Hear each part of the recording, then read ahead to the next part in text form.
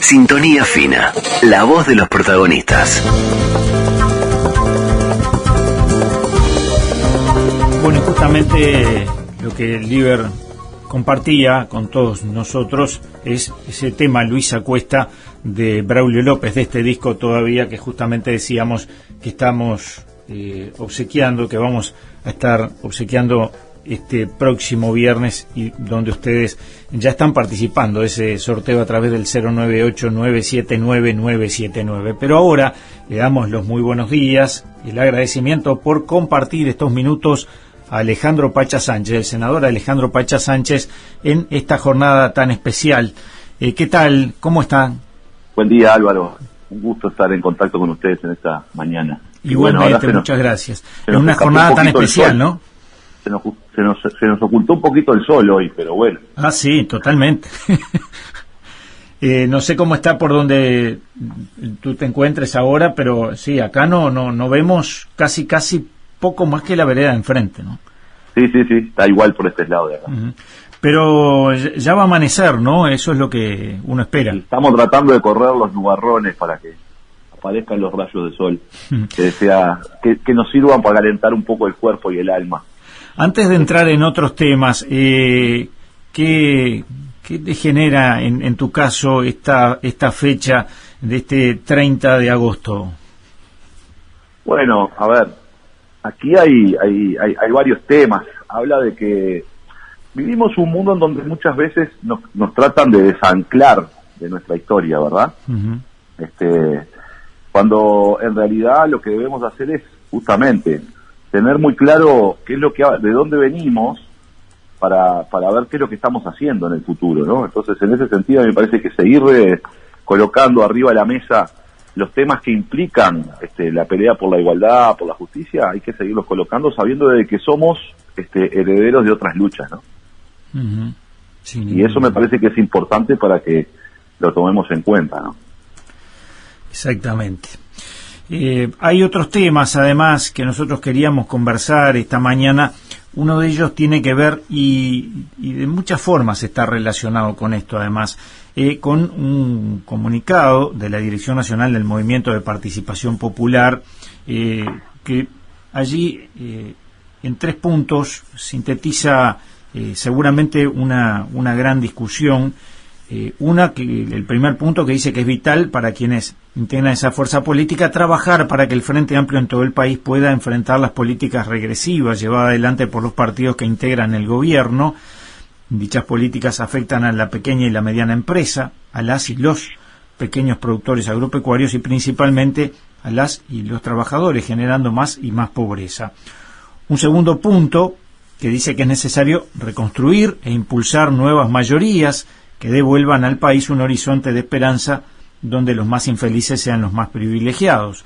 Y un tercer punto, en donde se establece que para llevar adelante esto que anteriormente comentábamos, es importante impulsar junto a otros grupos y personalidades la candidatura a la presidencia del Frente Amplio, el compañero Fernando Pereira, con el mayor respaldo posible dentro de las bases y sectores de nuestra fuerza política. ¿Podemos explicar brevemente entonces la importancia de este comunicado?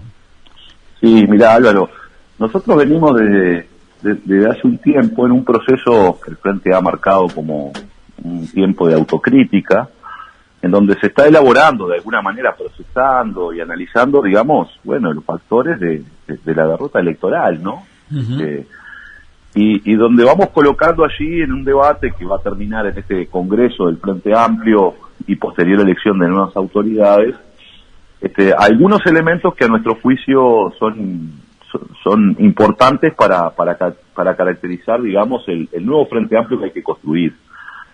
Porque el Frente Amplio tiene que, después de una derrota electoral como la que tuvimos, y las consecuencias de esa derrota que estamos sufriéndolas hoy todos los días, ¿no? Porque la consecuencia de esa derrota es que hoy los salarios bajen, que las jubilaciones bajen, que la pobreza crezca, y uno recorre el país y se encuentra con situaciones terribles, como que hoy se recortan los recursos, se ata de manos al Instituto Nacional de Colonización, que no va a poder comprar más tierra, siendo la única oportunidad que tienen los pequeños productores agropecuarios, familiares, y los trabajadores rurales para acceder a la tierra y quedarse prendida a ella, ¿no? Yo hablaba el otro día en la entrada de Quebracho, me encontré con unos colonos que me decían, bueno, la señal que se está dando con esto a la gurizada joven que vive en el medio rural es que tiene que pensar en emigrar, porque no va a haber opción para quedarse trabajando en la tierra, porque los precios son inaccesibles para los pequeños productores y sin un instituto que tenga capacidad de comprar tierras, esa pobreza rural que está ahí se va a ir a las ciudades, ¿no? Y me juntaba con integrantes de la Comisión de Defensa de los Usuarios de Salud Pública de Trinidad y me decían, bueno, hoy tenemos un problema porque el director del Hospital de Trinidad festeja el ahorro y el ahorro significa que los enfermos crónicos no tienen medicamentos. Entonces estamos viviendo un momento muy difícil donde la gente no llega a fin de mes, donde todo el tiempo nos están aumentando las tarifas, nos están aumentando los impuestos y donde producto de la cuarta suba de combustible, que ahora nos toman el pelo bajando 0,50 las naftas para tratar de disimular un poco, pero subió un 30% el combustible, se genera un incremento del consumo, del costo de vida de la gente, porque el incremento de las naftas repercute en el precio de los fideos.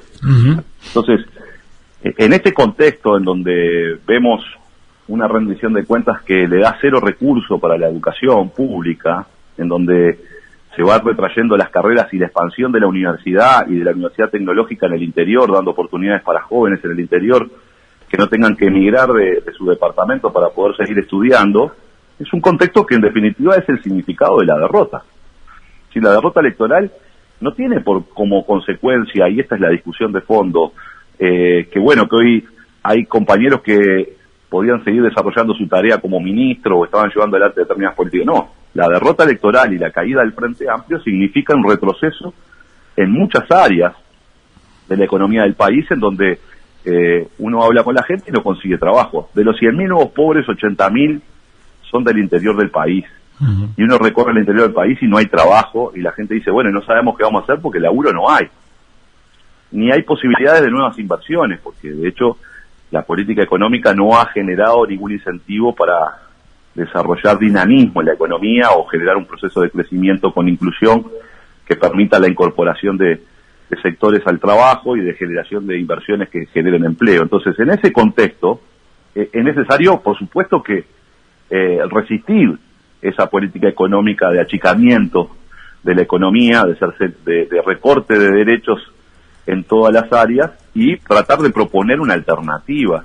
De alguna manera, uno se cae para aprender a levantarse y cuando se levanta tiene que levantarse sabiendo de que, que cometió errores, que uno de los errores quizás fue que se alejó un poco de su base social, del contacto con la gente, de ese vínculo, de esa explicación que hay que dar y de recibir también las críticas de la gente para ir mejorando de alguna manera las políticas públicas que se están desarrollando, y por tanto requiere entonces que la autocrítica no sea encerrarse entre cuatro paredes y escribir un libro, sino que sea un cambio en la práctica concreta, como nos lo demostró la militancia social y política en esta juntada de firmas, en donde en el peor momento de la pandemia, en 6 meses se junta la mayor cantidad de firmas atrás de un referéndum. ¿Sí? Habla de muchas cosas, habla del patear las calles. Esas 800.000 firmas tienen más de 800.000 kilómetros de caminata, de golpear las puertas de los vecinos para conversar, para dialogar, de generar en definitiva protagonismo social de lo más diverso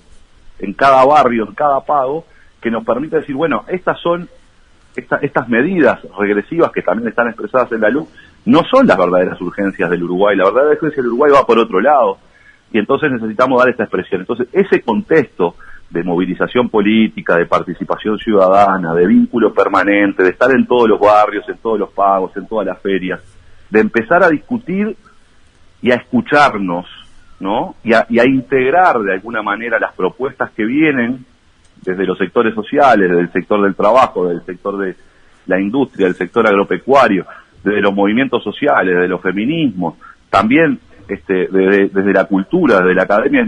Hay que reagrupar de alguna manera todas estas fuerzas sociales construyendo una nueva mayoría social que pueda poner los temas centrales del desarrollo, del trabajo, de la igualdad y de la esperanza arriba de la mesa. Entonces, en ese contexto es que tenemos que, de alguna manera, nosotros empezamos a pensar la necesidad de este proceso que es de autocrítica, que es de elección de nuevas autoridades y que es de futuro, es decir, cómo construimos hacia adelante, qué nuevas propuestas hay, porque nosotros no solo queremos ser oposición, queremos ser alternativa. Y entonces eso tendría 3 prerequisitos de alguna manera. Bueno, que este debate lo pudiéramos dar de manera participativa, que saliéramos a luchar en contra del recorte y del ajuste, y que en definitiva nos movilizáramos nuevamente, pero para eso había que generar una nueva conducción política de la fuerza política Frente Amplio. Esa nueva conducción política tiene que dar cuenta de los nuevos tiempos, tiene que dar cuenta de ese bloque social y político que construye una nueva mayoría, tiene que generar mecanismos de fraternidad y de conducción colectiva hacia el futuro, es decir, no hay un salvador o una salvadora del Frente Amplio, lo que habrá es un compañero, en este caso para nosotros, Fernando Pereira, que puede encabezar a un conjunto de dirigentes, a un colectivo mucho más amplio que pueda transformar el Frente Amplio en un espacio mucho más hospitalario, en un lugar de mayor articulación y vínculo, con centralidad política y con propuestas claras. Y para eso, para nosotros, la interna del Frente Amplio no se podía transformar en una competencia sectorial, ¿no? Es decir, que cada sector tuviera su candidato y entonces ir a medirnos electoralmente en función de esto, porque lo que está en juego es mucho más grande, ¿no? Está en juego la reconstrucción del Frente Amplio, está en juego la reconstrucción de una opción política alternativa al neoliberalismo que gobierna hoy. Por tanto, lo que nos estábamos jugando era una cosa muy importante. Y ahí empezamos a conversar con varios sectores de que necesitábamos construir una candidatura que representara justamente esto, ¿no? El vínculo con lo social, el vínculo de la fraternidad y de la articulación política para ir resolviendo y asumiendo posiciones, la presencia pública fuerte en un momento ahí, y que bueno, y que tuviera un conjunto de respaldos mucho más amplio que el de nuestro sector, nada más, ¿no? Así, estábamos de acuerdo con esto, y esto va. ¿Y el vínculo con el interior, Sánchez? Por supuesto, ese es el otro, ¿no? Porque pero cuando la pregunta viene a cuento porque el otro día justo estuve en una charla donde bueno, surge el tema justamente que tú mencionabas allí del Instituto de Colonización y la importancia que reviste y cómo se lo está vaciando de fondos, en definitiva vaciando de contenidos. Y alguien en esa charla decía, bueno, pero el Frente Amplio ahora le presta atención a esos temas porque se dan cuenta que perdieron en el interior del país. Bueno, a ver, acá hay varias cosas. Naturalmente el Frente Amplio se alejó bastante del interior del país, ¿no? Porque en sus discursos, porque en sus propuestas quizás, en las que más jerarquizaba, no incorporaba la visión del interior. Ahora, el Frente Amplio tuvo una atención muy importante, o sea, el Instituto de Colonización tuvo recursos y logró comprar tierras como nunca en la historia en los gobiernos del Frente Amplio. La Universidad de la República se descentralizó hacia el interior en los gobiernos del Frente Amplio. Se creó la Universidad Tecnológica con sede en el interior del país. El proceso de centralización, de estar al día con las intendencias municipales del gobierno central, se hizo con el Frente Amplio, porque hay muchos que hacen carga a la descentralización, pero nunca pusieron un mango. La guerra de patentes la resolvió el Frente Amplio en sus gobiernos. Es decir, el Frente Amplio atendió con un conjunto de políticas públicas al interior del país.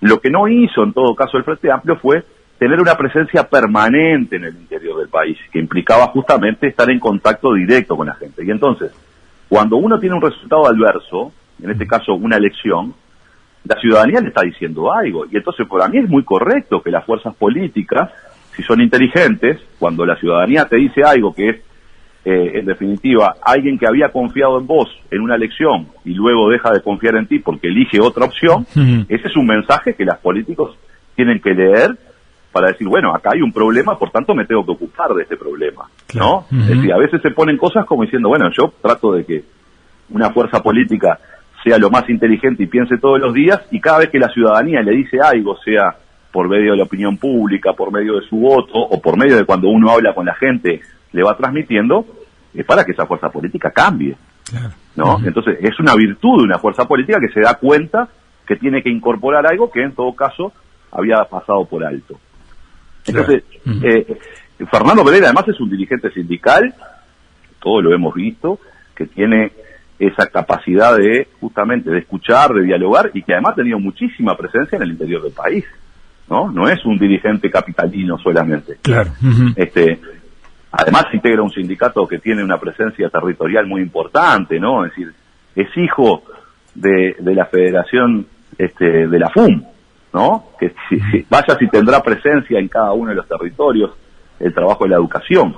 Claro. Pero más allá de eso, entonces nosotros veníamos trabajando y la verdad, en un momento en las conversaciones estaba el nombre de Marcos Carámbula, que nos parecía que podía cumplir con esa función, que daba garantías, en definitiva, de eso, y frente a la negativa de Marcos, en función de asuntos personales, bueno, empezamos a pensar qué es lo que podía pasar, qué compañero podía asumir esa responsabilidad.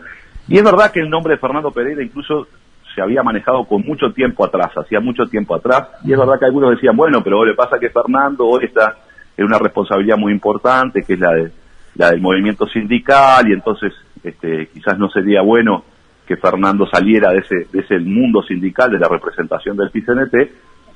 Algunos pensaban eso, pero después llegamos al convencimiento, en definitiva, de que hoy era importante de alguna manera generar las condiciones, y se generaron las condiciones porque un grupo muy amplio de sectores, de personalidades del Frente Amplio, de comités de base, entienden que Fernando le podría dar un nuevo impulso al Frente Amplio, y es que por eso le solicitamos o se conversó de alguna manera con él de cómo él analizaba o veía de la posibilidad de asumir este nuevo compromiso.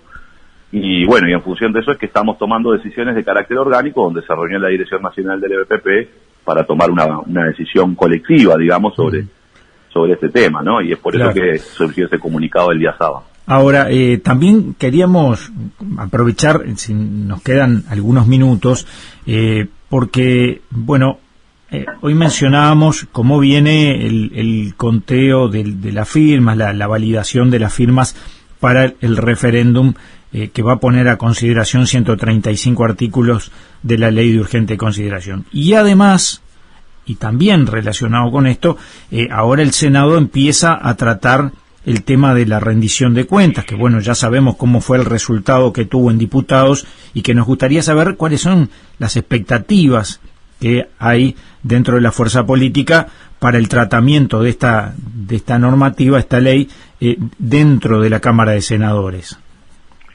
Bueno, nosotros sabemos que la orientación general de la rendición de cuentas no la vamos a poder cambiar en el Parlamento, ¿no? Porque la orientación general es, en definitiva, la reafirmación de una política económica, de recorte del presupuesto público, de achicamiento de la economía, ¿no? Porque no solo se recorta el presupuesto público, se achica la economía, se achica el mercado interno uruguayo por la vía del recorte de los salarios, donde se consolida una rebaja salarial en el sector público, que también se es acompañada de una rebaja salarial del sector privado, y por consiguiente una rebaja de las jubilaciones generalizada, ¿no? Eso es el achicamiento del mercado interno, ¿no? Porque, a ver, el 67% de los puestos de trabajo del Uruguay los generan las pequeñas y medianas empresas en el Uruguay. Esas pequeñas y medianas empresas, que son desde comercios hasta industrias, hasta el sector productivo de la producción familiar, le venden al mercado interno uruguayo. Es decir, cuando yo le quito salarios, le quito jubilaciones y además recorto el presupuesto del Estado, que también compra en el mercado interno, lo que estoy haciendo es achicando la economía. Esas empresas, que son las generadoras de puestos de trabajo, no tienen a quién venderle, y cuando no tienen a quién venderle, entran en problemas, ¿no? Y cuando entran en problemas, algunas van al cierre y otras van a la reducción de su plantilla de trabajadores, generando más desempleo. Porque si yo tengo 5 empleados, pero no tengo venta, y bueno, voy a terminar achicando mi plantilla de trabajadores, y por tanto empieza a reducirse las posibilidades de empleo en el Uruguay. Y eso ya ha pasado en la historia y sabemos cómo termina muy mal. Termina con la destrucción de capacidades productivas, termina con desempleos tasas de desempleo elevadas, con pobreza elevada, y en definitiva con una situación de depresión, porque después eso también repercute en los impuestos que puede recaudar el Estado uruguayo, porque al no haber una actividad económica interna, se pagan menos impuestos, por tanto hay menos financiamiento público. Ese es el círculo vicioso de la concentración económica, porque reduciendo el mercado interno, lo único que hacemos es atarnos de pie de una de las patas que tenemos para desarrollarnos. El otro es el sector agroexportador, que le vende al mercado mundial. Ese sigue funcionando, capta divisas y por tanto logra concentración y mayor pobreza en el Uruguay. Entonces esa orientación nosotros la resistimos, discrepamos con ella, pero sabemos que no la vamos a poder cambiar, porque, bueno, hay un gobierno que está de manera muy ortodoxa, convencida de que este es el camino, y que celebra de alguna manera estos recortes diciendo que han ahorrado, cuando todos sabemos que no es ahorro, es recorte del presupuesto y de la calidad de vida de la gente.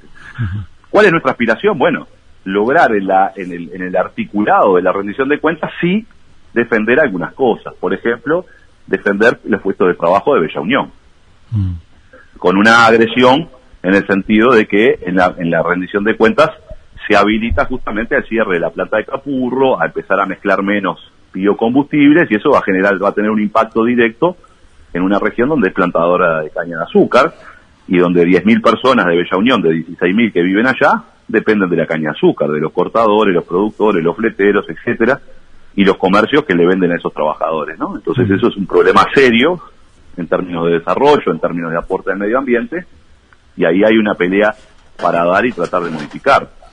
La otra pelea es tratar de que no se le recorte los recursos al Instituto Nacional de Colonización, porque, como te decía recién, la señal que le estamos dando a las familias rurales es que empiecen a pensar en la ciudad, porque ya no tienen una herramienta que les permita quedarse en el medio rural, ¿no? Y además lo que termina siendo es un mensaje muy duro, que es, en definitiva, la pobreza rural no nos importa. Eso es lo que está diciendo el gobierno, ¿no? Cuando recorta de manera salvaje el presupuesto del Instituto de Colonización, ¿no? Porque esto viene de un proceso en donde en la LUC le quitan 90.000 hectáreas a la ley de colonización, cambian el contrato de los colonos para que los colonos no tengan que residir en el predio, ni siquiera trabajar en el predio, o sea que quienes ya son colonos pueden arrendar, ¿no?